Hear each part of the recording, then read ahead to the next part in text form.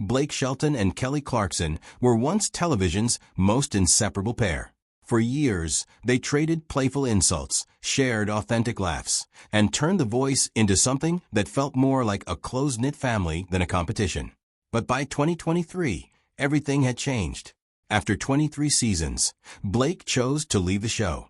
Soon after, the phone calls stopped, their online exchanges disappeared, and those in Blake's inner circle started saying he felt betrayed. A business decision had cost him several old friendships. A divorce had forced everyone around him to take sides. And then there was one specific thing Kelly did that reportedly made Blake livid. So what really broke them apart? The answer is more surprising than you might think. Blake Tolleson Shelton was born on June 18, 1976, in Ada, Oklahoma, a sleepy town where most people never dreamed fame could reach them. His mother, Dorothy and Bird, ran a small beauty salon, cutting hair for pennies after long days. His father, Richard Shelton, sold used cars off a gravel lot, surviving on uncertain commissions. Money was tight, and Blake's childhood was anything but fancy. He dealt with bullies, helped around the house, and learned early that if you wanted more, you had to go after it yourself. Still, music found him first. As a little boy, his mother entered him into local pageants, where he sang for small prizes like candy. It seemed harmless then, but something was already stirring inside him. While other kids got lost in Friday night football and small-town life, Blake kept his eyes fixed beyond the county line on something bigger. That feeling only grew when he turned 12. In 1988, at a family barbecue in Ada, an uncle handed him an old acoustic guitar and showed him a few chords under the summer sky.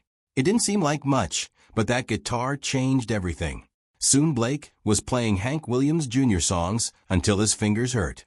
By 15, he had written his first heartbreak tune, "That Girl Made a Fool Out of Me," after a local crush embarrassed him and left him nursing that oversized teenage pain. He poured all of it into the song.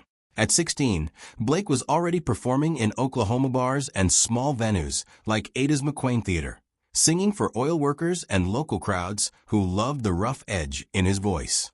The pay was tiny, sometimes just tips in a jar. But to him, it felt like proof he was moving toward something real. Weekend after weekend, those little shows turned a shy kid into someone who could own a room. Then life hit him hard.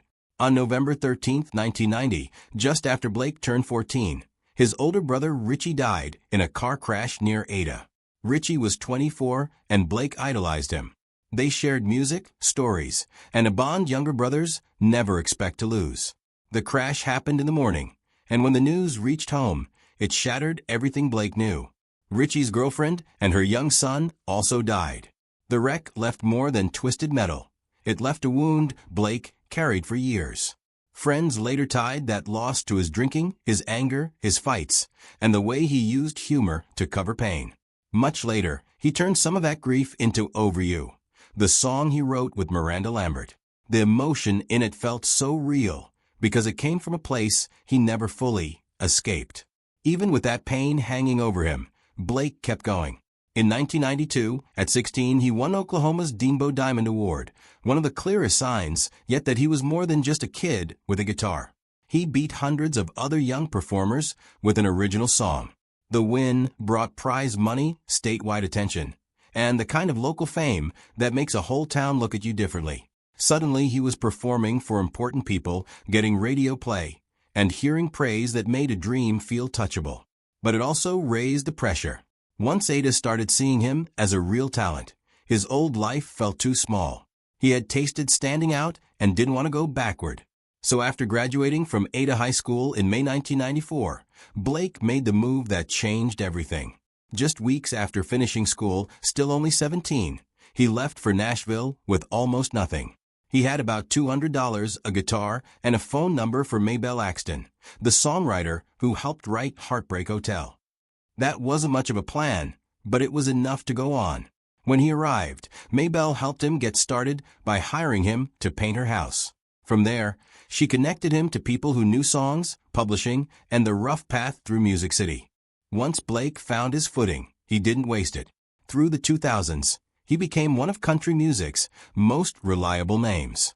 He stacked hit after hit with songs like "The Baby," "Some Beach," Home, and later Hillbilly Bone, building a long run of chart success.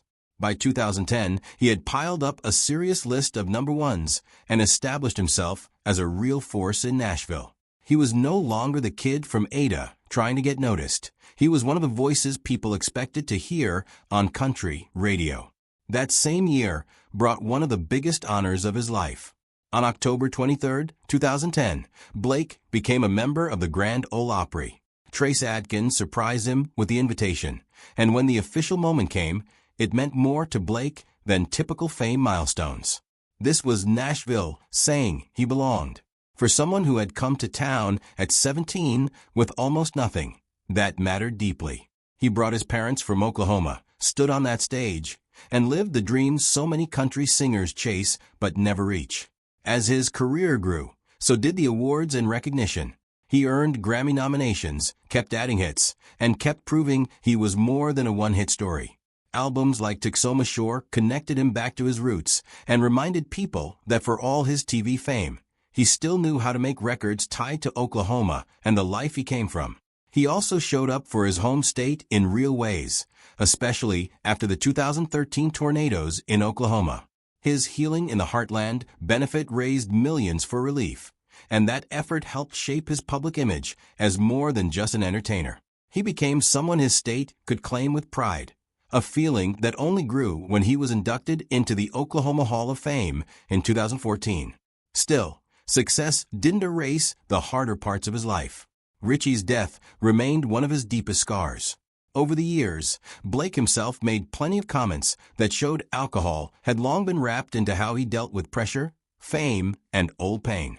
What looked from the outside like easygoing cowboy humor often had something heavier behind it. The jokes were real, but so was the strain. His personal life became another story the public couldn't stop watching. Blake married his high school sweetheart, Kaynette Jern, in 2003, but the marriage didn't survive the pressure of his rising fame.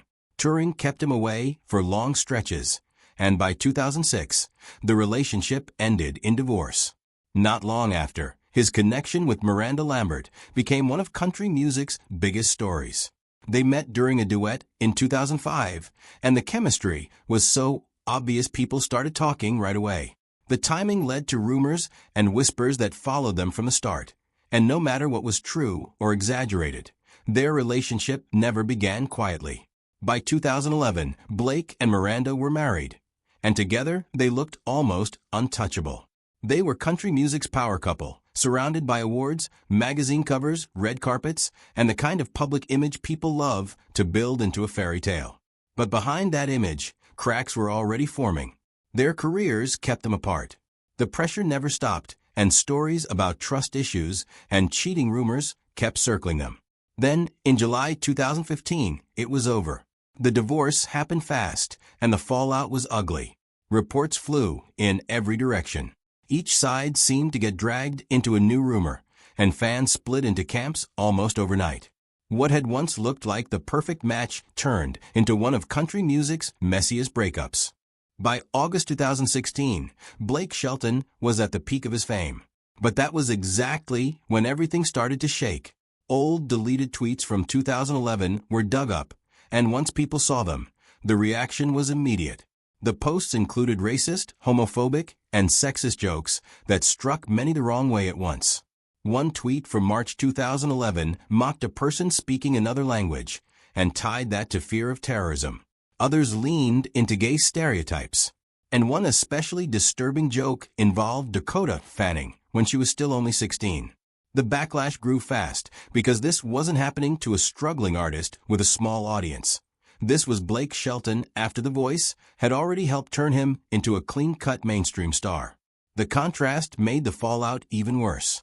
What made it all spiral faster was the way he reacted. Instead of stepping in carefully, he brushed it off in a tweet on August 14, 2016, laughing at the outrage and calling people dumbasses. That response changed the mood completely. What might have remained as criticism turned into a full viral storm. Within hours, people were reposting screenshots everywhere, and by August 16th, hashtag Blake Shelton is over party was trending worldwide. Fans, critics, and advocacy groups piled on. GLAAD condemned the tweets right away, and many users openly demanded that NBC fire him from The Voice. Behind the scenes, panic kicked in. Around 10,000 of his old tweets from before 2012 were deleted as his team scrambled to stop the damage. That only made it look worse, because it now felt like a cover-up on top of the original problem. The timing also brought back older concerns people had already raised about him. Back in 2011, GLAAD had already pushed back after one of his Shania Twain parody lines seemed to joke about violence toward gay men. He had half apologized then, but in 2016, his first instinct was defiance, and that made many people feel he had learned nothing. So when he finally reversed course on August 17th and posted a screenshot statement to his 17.8 million followers, the apology landed badly for a lot of readers. He said comedy had always been part of his career, claimed he had no tolerance for hate, admitted his humor could be immature, and apologized to anyone offended. But critics felt he was still protecting himself. Instead of fully owning what he had said, he seemed to hide behind the idea that people had misunderstood his jokes. At the same time, the pressure around him was getting serious. Reports said NBC executives were alarmed enough to hold crisis meetings and discuss whether he had become too risky. Sponsors were said to be nervous as well, especially with The Voice tied to big brand money. According to insiders, the message was blunt: clean up your image or lose everything. For someone whose mainstream identity had been built in part by television, that was no small threat. Publicly, Blake tried to act calm. He stayed active online through August 20th and even performed with Gwen Stefani in Dallas during the middle of a storm, almost as if he wanted to show he wouldn't be pushed around. But privately, the picture looked very different. Reports said he started skipping meetings, avoided the press for weeks, and pulled away from people close to him. Friends noticed the change. Even while he still tried to project toughness, he was retreating in real life. That contradiction followed him into the months after the scandal. He kept up the hard exterior, but insiders described a man who had started to unravel. He withdrew from promotion, faded from social media by the fall, and reportedly stepped back for therapy and soul-searching. Some stories even claimed there were nights when he felt he didn't deserve the stage anymore. The backlash had not just hit his public image. It had gotten under his skin. The Voice kept him moving because season 11 was taping in September 2016, and work forced him to stay visible. But the whole episode nearly became a career-ending collapse, which later explained his bitterness when he complained in interviews about political correctness and online drama. That bitterness made more sense once you saw how close he had come to losing the machine that helped make him a household name. Blake responded in a way that carried real consequences. After Kelly's divorce filing, and as her claims against the Blackstocks grew louder, he ended his own long relationship with Starstruck. It was a major move. This wasn't just any client walking away. He had been one of their biggest stars for years, and leaving the firm meant he was putting friendship and loyalty ahead of a business arrangement that had helped carry his career. In Nashville, where personal and professional ties often overlap, a move like that doesn't disappear quietly. It broke something. It also reportedly hit Brandon and the firm hard, because losing Blake meant losing a major source of money and prestige. Still, even though Blake stood by Kelly, the whole thing didn't leave her untouched. Her final divorce settlement in March 2022 still forced her to pay Brandon a huge lump sum, plus monthly spousal and child support. So even while she was winning on one legal front, she was still financing part of her ex-husband's life on another. That bitter irony stayed with her. By 2023, she was ready for a total reset. She moved the Kelly Clarkson show from Los Angeles to New York, saying she needed a fresh start and couldn't keep living in a place loaded with painful memories. The move gave her new energy. It also physically pulled her farther from the shared world where she and Blake had once spent so much time together. That distance mattered because for years, Blake and Kelly had built one of the most entertaining friendships on The Voice. Their chemistry was instant, sharp, and funny. They roasted each other constantly, played off each other with ease, and gave the show a kind of warmth that only works when two people genuinely enjoy each other. But once Blake left The Voice after season 23 in May 2023, the natural space that had kept them close disappeared.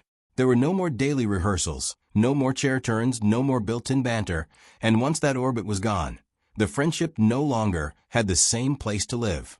At first, the shift was subtle. Then it became harder to ignore. Their public appearances together stopped. The little social media moments stopped as well. The easy, constant presence they had in each other's work lives faded. Kelly stayed busy with her daytime show in New York and built that into a major success. Blake pulled back toward Oklahoma, family life, and projects that fit his slower pace. That alone could explain some of the distance. People move, work changes, daily habits vanish. But the split between them may have been deeper than logistics. Part of it seemed tied to the Blackstock fallout. Blake had chosen Kelly in a situation that cost him something real, and sources later suggested he felt that sacrifice wasn't fully recognized. The business break with Starstruck had damaged old ties and likely created quiet enemies. Even if he never said that directly, it's not hard to imagine resentment building when one person feels they burned bridges and the other simply moved on. Add to that the ugly details that surfaced during Kelly's divorce case, including claims about family business habits and management practices, and it becomes easier to see how Blake might have started feeling exposed. If private frustrations he had once shared in confidence seemed too close to what was later playing out in court, trust could easily start to fray. The silence between them felt too complete, too clean, too final to be only about changing schedules.